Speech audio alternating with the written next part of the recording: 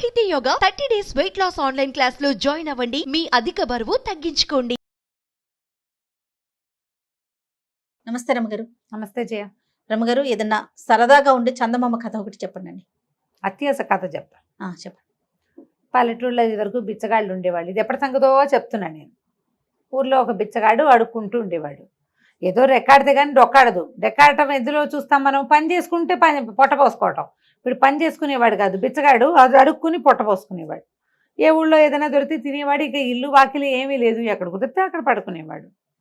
సరే ఏమైంది, ఒక ఊర్లో ఏదో అడుక్కున్నాడు, తిన్నాడు. తిరిగి వస్తూ ఉంటే ఆ పూట పెద్దగా ఏమీ దొరకలేదు ఆహారం. సాయంత్రానికి ఏమీ లేదు. దాని నుంచి ఇంకో ఊరు వెళ్ళాలి. ఆ ఊళ్ళో తిరిగేశాడు, ఇంకా ఆ ఊళ్ళో ఉండకూడదు, అట్లా తిరిగేవాడు అనమాట. ఆ రెండో ఊరికి అడవి వైపుకి ప్రయాణం చేస్తుంటే ఒక ముసలాయన కనిపించాడు. ఎక్కడికి ఏమిటని మాట్లాడుకున్నారు. ఎవరు తోడు లేరు అని చెప్పాడు. నేను ఉంటాగా తోడు, అందాక వస్తానులే పదబాబు అన్నాడు. ఆ ముసలాయన అన్నాడు, ఏమిట్రా నువ్వు ఇంత వీక్గా కనపడుతున్నావు, అంటే బలహీనంగా కనపడుతున్నావు, ఆహారం లేదా, ఇందా ఈ శనగ్గింజ తీసుకో అని ఒక్క శనగ్గింజ వీడి చేతిలో పెట్టాడు. బాగుంది. వీడన్నాడు, ఈ శనగ్గింజతో పొట్ట నిండుతుందా, కడుపు నిండుతుందా, కాలు నిండుతుందా బాబయ్య అన్నాడు. ఏదైనా నిండొచ్చురా, ఏదైనా నిండుతుంది, జాగ్రత్త పెట్టుకో నా మాట విని అన్నాడు.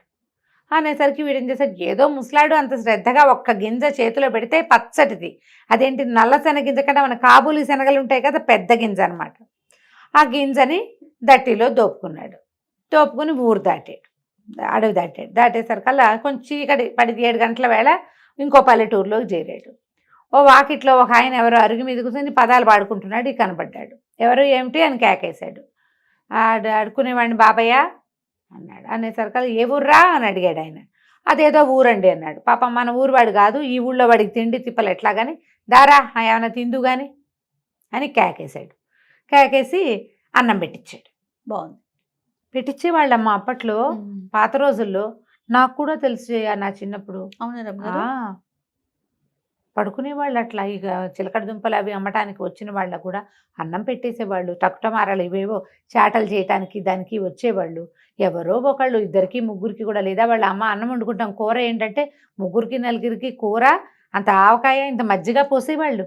మా ఇంట్లో నుంచి కూడా బాగా వెళ్ళేవి చేయ. అట్లా తినేసి వెళ్ళిపోతారు. ఇంకా తినేసి ఇక పడుకుంటారు, తెల్లారేకి వెళ్తారు. రాత్రి పడుకోవటం కూడా, పడుకోవటం వాకిళ్లలో. అదే వాకిళ్లలో నేను పడుకోవటమే. కానీ ఇప్పుడు అసలు పడుకోవటం 3 రోజులు మన ఊళ్ళో అందరిగా పౌడర్ డబ్బాని చాట తయారు చేసేవాళ్ళు. వాళ్ళు తెలుసా నీకు? నీకు అసలు తెలీదు. ఈ పౌడర్ తిన్నులు, తర్వాత ఏమో ఈ కిరసనాయిల డబ్బాలు, వాటిని చాటలుగాను జల్లెళ్ళుగాను చేయటానికి కమ్మరం పనిచేసి కొంచెం కాల్చి చేయటం, తర్వాత సాగొట్టి సుత్తితో కొట్టి చేయటానికి చాలా మంది వచ్చేవాళ్ళు. వస్తే వాళ్ళకి ఏముంది, అన్నం వండుకునే వాళ్ళ బియ్యం కూడా వీళ్ళే ఇచ్చేవాళ్ళు. ఇలా వాళ్ళే ఎవరో ఒకళ్ళు. అదేలేండి. ఎవరింట్లో ఎక్కువ పని ఉంటే వాళ్ళు ఇచ్చేవాళ్ళు. ఊళ్ళో వాళ్ళందరూ వచ్చి అక్కడ చేయించుకునేవాళ్ళు. కత్తులు సానాలు చేయటానికి కూడా మనుషులు వచ్చేవాళ్ళు. ఇట్లా వీళ్ళు పని చేసుకునేవాళ్ళు. బిచ్చగాళ్ళకు కూడా అట్లాగే అన్నం పెట్టేవాళ్ళు. వీళ్ళు పని చేసుకుని 10 రూపాయలు సంపాదించుకుని వెళ్ళేవాళ్ళు. అన్నానికి ఇక్కడ ఉన్న ఊళ్ళో ఉన్న వాళ్ళ మీదే ఆసరా పడేవాళ్ళు. మా ఇంట్లో అలా ఇచ్చేవాళ్ళు. నాకు బాగా గుర్తు. పల్లెటూర్లమ్మా, ఇది నా ఘనత కాదు, ఇది ఊళ్ళలో ప్రతి వాళ్ళకి తెలుస్తాయి ఇవి. పల్లెటూరు జీవితాలు 50 ఏళ్ల క్రితం జీవితాలు తెలిసిన వాళ్ళకి అందరికీ తెలిసిన వ్యవహారమే. ఇలా ఎవరైనా బాబయ్య రాత్రిపూట అన్నం దొరకలేదంటే ఎవరో ఒకళ్ళు ఏముంది రేపొద్దుటికి ఉంచుకున్న అన్నం పడేసేవాళ్ళు, ఈ పూటకి అన్నం పెట్టేసేవాళ్ళు. అన్నం తింటే ఆ బయట ఎక్కడో గావంచా పరుచుకుని పడుకునేవాళ్ళు. పడుకోరా అన్నారు. అనేసరికల్లా సరే వాళ్ళ అరుగు మీద పడుకున్నాడు. పడుకునేటప్పుడు ఏం చేశాడు, ఈ నడుముకు ఒక దట్టి లాంటి తలక ఒకటి ఉంది కదా, అది మడత పెట్టింది. వాళ్ళు చాప ఇచ్చారు, చింకి చాప కింద ఆ తలగుడ్డ కింద శనగ్గింజని పెట్టు పడుకున్నాడు. ఏమనుకున్నాడు, ఈ శనగ్గింజ ఏదో మహత్యం ఉంది దీనికి, లేకపోతే ఎవరైనా మనకి అడిగితే అన్నం పెడతారు, పిలిచి అన్నం పెట్టేవాళ్ళు ఉన్నారా? దారా తిందుగానని పిలిచాడు, ఊరా మజ్జిగ వేసి అన్నం పెట్టారు. నిన్నటిదో మొన్నటిదో ఒక స్వీట్ ముక్క కూడా వేశారు.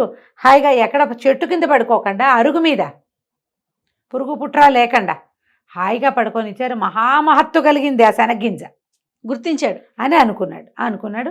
ఇంతలో ఏమైంది, తెల్లవారేసరికల్లా ఇంకా ఇళ్లలో వాళ్ళు తిరగల, కోళ్ళు తిరుగుతాయి. తెల్లారేసరికల్లా కోళ్ళు తిరగటం మొదలు పెడతాయి. పొద్దున్నే అవతల ఆవిడ ఇంటి ఆవిడ లేచి పెరటి తలుపు తీసి ఉంటుంది. ఇంకా వీధి వాకిళ్ళవి తీల. ఈ గొడ్లకు పాలు తీయటాలు కోడి బుట్ట తీయటాలు అవి చేస్తారు కదా, బుట్ట ఓపెన్ చేస్తే అవి తిరుగుతుంటాయి. ఆ తిరుగుతున్న కోళ్ళలో ఒక కోడి, ఒక పూల కోడి తక్కువ తక్కువ అవి ఇవి ఏరుకుని తింటూ వీడి గుడ్డ ఇట్లా తలగుడ్డ ఇట్లా తీయగానే ఆ కింద కనపడిన శనగింజలను లటక్కని తినేసింది. ఓహో, లబో దిబోమన్నాడు, మీ కోడి దొంగ మొహంది నా గింజ తినేసింది, అది మహత్తు కలిగిన గింజ, ఆయన ఎవరో మహానుభావుడు ఇచ్చాడు అని కేకలు పెట్టి గోల్ చేశాడు. ఇంట ఆయన అన్నాడు, ఏం చేతుండ్రా, పోని ఒక సేరు శనగలిస్తాను తీసుకో అంటే, కాదండి నాకు ఆ మహిమ గల శనగ్గింజే కావాలి, ఆ గింజ వల్లే నాకు రాత్రి అన్నం పుట్టింది, నేనేదో ఒక సంచిలో పడేసిన అన్నం తినేవాడిని, ఆకేసుకుని అన్నం తిన్నా రాత్రి దానివల్లే, కాబట్టి నాకు కుదరదన్నాడు. అనేసరికి ఆయన విసుగుపుట్టి, ఏ కోడిరా నీ శనగింజ తినది అని అడిగి, ఆ తెల్లపోలు కూడా దాన్ని తీసిపోన్నాడు. వాళ్ళ ఇంట్లో బోళ్ళు కోళ్ళు ఉన్నాయి. ఈయన కోడిని వెంబడి పెట్టుకుని వెళ్ళాడు. కోడిని వెంబడి పెట్టుకున్నాడు. ఆ పూట వాళ్ళు వెళ్ళేటప్పుడు కాస్త సద్దన్నం ఏదో పెట్టారు, అది తినేసాడు. మరి అన్నం కూడా లభించింది. కోడి ఒకటి లభించింది ఎక్స్ట్రా, గింజ వల్ల కోడి వచ్చింది, బాగుంది. కోడిని మోసుకుంటూ పోయాడు, సంకలో పెట్టుకున్నాడు. దానికి కొంచెం మనం అలవాటు అవ్వాలి కదా, మధ్యలో ఎక్కడో పడుకున్నప్పుడు దాని కాలుకో తాడు కట్టి ఓ సన్నది గావంచాని పేని సన్నగా వచ్చే ముఖ చించి పేని తాడు కట్టి తన దగ్గరే ఉంచుకున్నాడు. సాయంత్రానికి ఇంకో ఊరు చేరాడు. ఈ ఊర్లో చాలా పెద్ద కమత ఉన్న ఒకళ్ళ వాకిట్లో కూర్చున్నాడు. కూర్చుంటే వాళ్ళు అన్నం పెడతామన్నారు.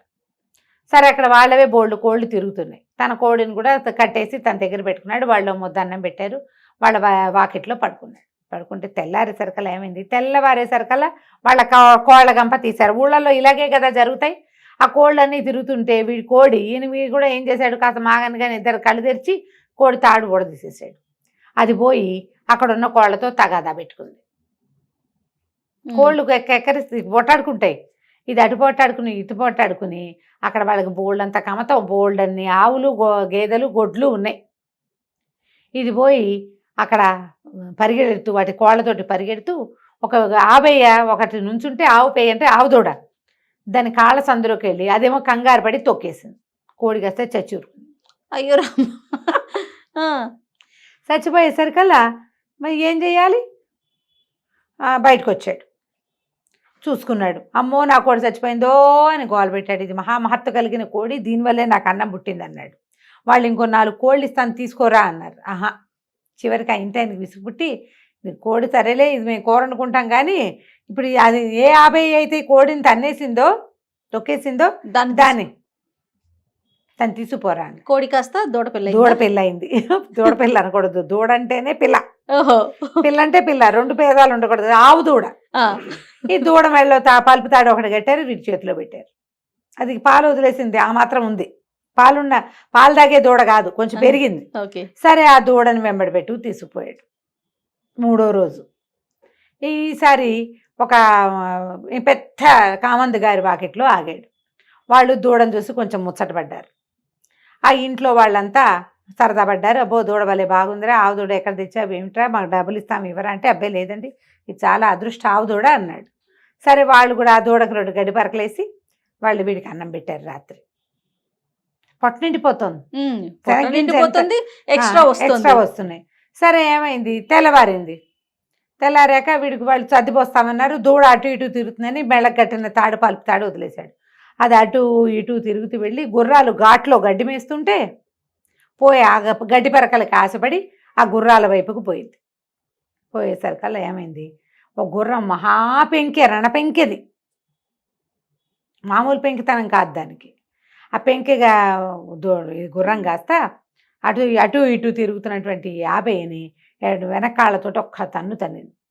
ఈ దూడ ఎగిరి అవతల పడి కళ్ళు వాల్చేసింది. రామా, వీడు లబో దిబోమన్నాడు బిచ్చగాడు, బంగారం పడేస్తున్నాడు. బంగారం అంటే 50 ఇటు అయిపోయింది, మేమేం చేతును అంటే, వాడు ఇంకో 50 ఇస్తాను రా, పోనీ ఇక్కడే ఉండు, నువ్వు పని చేసుకుందు కానీ అంటే, పనికి నేను చేయనండి, నాకు వచ్చినాయి ఇవన్నీను, హాయిగా అన్నం వస్తుంది అనేసరికల్లా వాళ్ళకి విసుగుబుట్టి, ఈ మకురు గుర్రం ఇది ఎలాగో మాట వెందు చావదు, గుర్రాన్ని తీసుకుంటావురా అన్నారు. ఇంతుండే ఆవుదూడు ఎక్కడ, అంత ఎత్తుంటే గుర్రం ఎక్కడ, గుర్రాన్ని ఎక్కడైనా అమ్ముకుంటే డబ్బులు వస్తాయి. సరే, ఇది బాగానే ఉందని మరి గుర్రాన్ని తీసుకెళ్తానండి అన్నాడు. గుర్రాన్ని తీసుకుని నడిపించుకుని తీసుకెళ్తా మొదలుపెట్టాడు. ప్రతి వాళ్ళకి వీడి గుర్రం నచ్చుతుంది. ఎంత బాగుందో ఎంత బాగుందో. సరే ఈసారి ఏమైంది, ఒక సత్రానికి వెళ్ళాడు. అయితే వాళ్ళు ఏం చేశారు, వీడికి ₹1 కూడా ఇచ్చారు. గుర్రం ఇచ్చి రూపాయి ఇచ్చారా? ₹1 ఇచ్చారు ఊరికే. ఆ పూట అయితే ఆ రోజు ముందు రోజు అక్కడక్కడ అడుక్కున్న డబ్బులు కూడా ఉన్నాయి, వాడి దగ్గర డబ్బులు ఉన్నాయి కాస్త. ఓ సత్రం దగ్గర ఆగాడు. మరి ఇప్పుడు గుర్రానికి మాలిషు దాణా గీణా కావాలి. ఎవరి వాకిట్లోనే ఆగితే దానికి తిండి వాళ్ళేం పెడతారు? సత్రంలో అయితే తనకు అన్నం పెట్టి తన దగ్గర డబ్బులు ఉన్నాయి కదా, దానికి ఏదో దాణా పెడతారు అనుకున్నాడు. సరే ఏమైంది, ఈ గుర్రాన్ని ఓ పక్కన కట్టేశాడు, లోపలికి వెళ్ళాడు. సత్రం వాళ్ళు చూస్తే ఏమైంది, ఆ సత్రం యజమానికి ఒక పిల్ల ఉంది. వీడికి ఏమొచ్చింది బుద్ధి, ఇప్పటిదాకా వాటంతటా అవి జరిగినాయి. ఏదో ఒకటి చేసి ఈ సత్రం యజమాని మాయ చేస్తే వీళ్ళకు ఒక పిల్ల ఉంది, పిల్ల నుంచి పెళ్లి చేసి తన సత్రంలో ఉంచుకుంటారనుకున్నాడు. ఇప్పటిదాకా కాకతాళీయంగా జరిగినాయి. వీడికి ఆశ పుట్టేసింది. ఇప్పుడు ఆశ పుట్టి ఎలాగైనా ఈ గుర్రాన్ని ఏదో ఒకటి చేసైనా మీ వల్లే అయ్యిందని అనాలనిపించేసింది. అనిపించి సరే ఏం చేశాడు, మా గుర్రానికి దాణా భోజనం పెట్టండి, అవి పెట్టండి, ఇవి పెట్టండి అన్నాడు. ఇతనికి ఒక కూతురు ఉంది కదా, ఈ పిల్ల కొంచెం యాక్టివ్ పిల్ల. అదేం చేసింది, ఓ చెరుగడ తీసుకెళ్ళి ఆ గుర్రానికి అందించింది. ఇది ఒక గట్టు మీద నిలబడి ఆ చెరుగడ అందించేసరికల్లా అదేదో ఇట్లా పొరపాటున దాని గొంతులో గుచ్చుకున్నట్టు అయింది. గుర్రం కాస్త మెడవాల్ చేసింది. అది ఆరోగ్యకరమైన గుర్రం కాదు. ఇక వీడు అరిచరిచి కేకలు పెట్టి పోట్లాడాడు. ఇక మామూలుగా పోట్లాడ. సత్రం యజమాని కాదు, అతను గుమాస్తా. ఆ సత్రం నడుపుతాడు, జీతం రాళ్ళకే పనిచేస్తాడు. ఏం చేస్తారు వాళ్ళు, గుర్రం ఇంకోటి కావాలంటే ఎక్కడి నుంచి ఇస్తారు, నాకు ఇంకో గుర్రం కావాలన్నాడు. గుర్రం మేము ఇవ్వలేం బాబాబు, ఏదైనా ఇంకోటి చెప్పండి, ఏదైనా ఇంకోటి చెప్పండి అంటే, అయితే ఓ పని చేయి, నీ పిల్ల ఉంది కదా, నీ పిల్ల వల్లే గుర్రం చచ్చింది కాబట్టి పిల్లనిచ్చి పెళ్లి చేయి మాకు అనేసరికల్లా వాళ్ళు అన్నారు, అట్ట ఎట్ట కుదురుతండి, మీకు వాళ్ళు ఎవరో గుర్రాన్ని తాడొచ్చి ఊడ తెచ్చి మీ చేతిలో పెడితే అది మీ వెనకాల నడిచి వచ్చింది, పిల్ల కదా, పిల్లని అడుగుతాం, మా పిల్ల ఒప్పుకుంటుందో ఒప్పుకోదు, సత్రం గుమాస్తా అయితే ఒప్పుకోవాలి, పిల్లని అడగాల్సిందేనన్నాడు. సరే వాళ్ళ అమ్మంది, అడిగేదేమిటి పిల్లని, అదే ఒప్పుకుంటుంది, ఏం పర్వాలేదులేండి నేను ఒప్పిస్తాగా అంది. అన్నాక ఏమైంది, సరే ఇద్దరు ఏదో మాట్లాడుకున్నారు. మర్నాడు పొద్దున చెప్పింది, అల్లుడు గారు మీ అంత మహానుభావులు ఇంకెవరూ లేరు, మీ గుర్రాన్ని బదులు మా పిల్లని ఒప్పుకున్నారు, మా పిల్ల మాత్రం రాకాశం ఉండ కానీ అది ఒప్పుకోవటం లేదు, ఓ పని చేద్దాం, దాన్ని ఏం చేస్తానంటే సంచిలో వేసి మూట కట్టేస్తా, పిల్లని మోసుకెళ్ళిపోండి మీరు ఎక్కడో చోటికి, ఎక్కడికైనా తీసుకెళ్తే ఇంకా చచ్చినట్టు మీతో పాటే ఉంటుంది, అది రాకాసి పిల్ల విందు మాట. ఇప్పుడు ఇక్కడైతే విందు, మీ దగ్గరికి వచ్చేసాక వెనకేం చేస్తుంది, మరి బస్తా ఒక గోను సంచి వేసి మూట కట్టేస్తానండి, మూట మోసుకెళ్ళండి. బాగానే ఉంది, మూట మోసుకుంది. పిల్లని ఇస్తామంటే ఏమిటి, రేపొద్దున వాళ్ళ పిల్లని వాళ్ళు చూడరు, ముందు పెళ్ళి అయిపోవాలి. సరే పెళ్ళి అయిపోతే చాలు అనుకున్నాడు. వాళ్ళు ఏం చేశారు, ఆ పిల్లని ఒక మూటలో కుక్కి దాన్ని మూతి కట్టేసి, పెళ్లి చేశాక పెళ్లి చేయలే మరి పెళ్లి చేయడానికి, పెళ్లికి అది నేను కూర్చొని అంటోంది, డైరెక్ట్ గా మూట కట్టేశారు. కట్టేసి అప్పచెప్పారు. ఆ మూటను మోసుకురాలేక చచ్చాడు వీడు. ఆ లోపల ఉన్న వాళ్ళు ఎగిరి గంతులేస్తుంటే ఎట్ట తీసుకొస్తాడు, అదే కదా, ఎటా గొటా తీసుకొచ్చి ఒక అడవిలోకి చేరాడు. ఆ పిల్లని మూత సంచి ఊడదీసి నేనే నీ పతిని అందామనుకున్నాడు. మూట ఊడదీసేసరికల్లా ఆ మూటలోంచి పెద్ద కుక్కోటి బయటకు వచ్చింది. వాళ్ళు వీడిని వదిలించుకోవడానికి ఏం చేశారు, తమ వాకిట్లో ఉన్న ఒక ఊర కుక్కని అందులోకి సంచిలోకి వేసి కుట్టేసి ఇచ్చేశారు. మంచి పని చేశారు. అయితే పిల్ల కావాలి వాడికి. అది కాస్త ఆ పొద్దున్న నుంచి వీడితో మోయబడి ఉందేమో, తిక్క పుట్టిపోయింది సంచిలో. అది ఒక్క అమాంతం వీడి మీదకి లంఘించి ముక్కు కొరికేసింది. ఇంకేం చేస్తాడు, పారిపోయింది బండి, ముక్కు కొరికేసి, ముక్కు నెత్తురు గారుకుంటూ ఉంది. ఇక అన్నం ఎక్కడిది సున్నం ఎక్కడిది అడవిలో. ఆ గూడు సగం చిరిగిపోయిన ముక్కుకి ఎట్టగొట్ట పట్టీలు కట్టుకుని మళ్ళీ ముష్టడి కోట మొదలుపెట్టాడు. అడ్జస్ట్ కదా, ఆశపడకుండా ఒక చోట ఆగుంటే అంత ఇలా అయ్యేది కాదు. ఈ గుర్రాన్ని పిల్లకి మారు చేద్దాం అనుకున్నాడు, అక్కడ చెడిందనమాట. అన్ని చోట్ల అందరూ అవకాశం ఇచ్చారు, ఉండరా నాయనా ఇక్కడ బతుకుంటే ఒప్పుకోలేదు. అలాగే అత్యాశ పడతారు ప్రజలు. అవునండి, ఆగరు, ఒక చోట ఆగరు, ఇంకా ఏదో వస్తుంది అనుకుంటారు, ఇంకా ఏదో వస్తుంది అనుకుంటే ఇగో ఇలా అసలుకే మోసం, ముక్కు ఊడిపోతుంది అనమాట. కంచికి మనం ఇంటికి. భలే సరదాగా ఉంది రమ్మ గారు. నమస్తే అండి. నమస్తే.